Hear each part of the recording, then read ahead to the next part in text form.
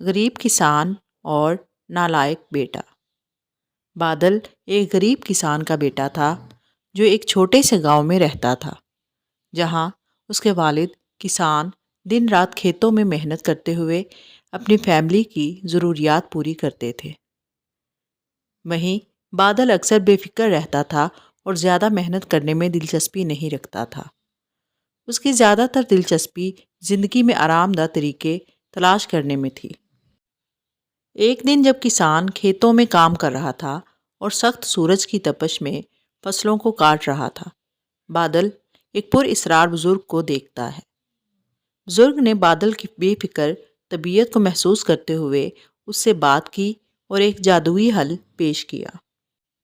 بزرگ نے بادل سے کہا، اگر وہ زندگی میں آرام اور کامیابی چاہتا ہے تو اسے ایک سادہ سا اصول اپنانا ہوگا۔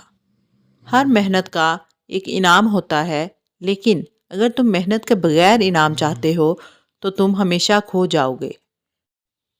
بادل نے اس بات کو ایک چیلنج کے طور پر قبول کیا، لیکن وہ اس بزرگ کی باتوں پر پوری طرح سے یقین نہیں کرتا تھا اور اپنے طریقے سے اس بات کو آزمانا چاہتا تھا۔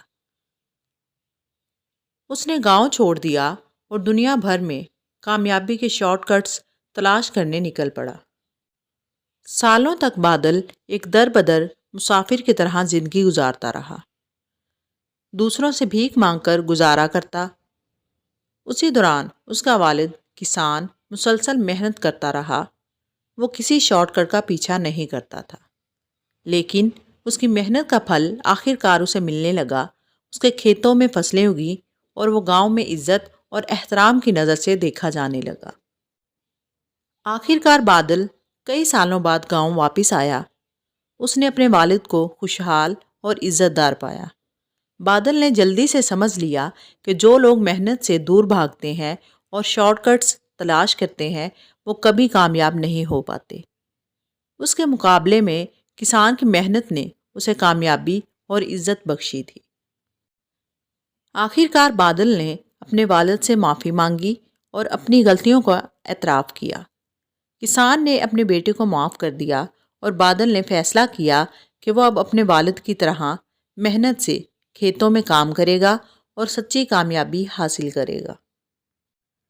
کہانی کا پیغام یہ ہے کہ محنت اور صبر سے کامیابی حاصل ہوتی ہے، جبکہ شارٹ کٹس اور آرام دہ طریقے صرف مایوسی کا سبب بنتے ہیں۔ اگر آپ کو سٹوری اچھی لگی ہو تو سٹوری کو لائک اور شیئر ضرور کیجیے، اور اگر آپ چینل پر نیو ہیں تو چینل کو لازمی سبسکرائب کر دیجیے۔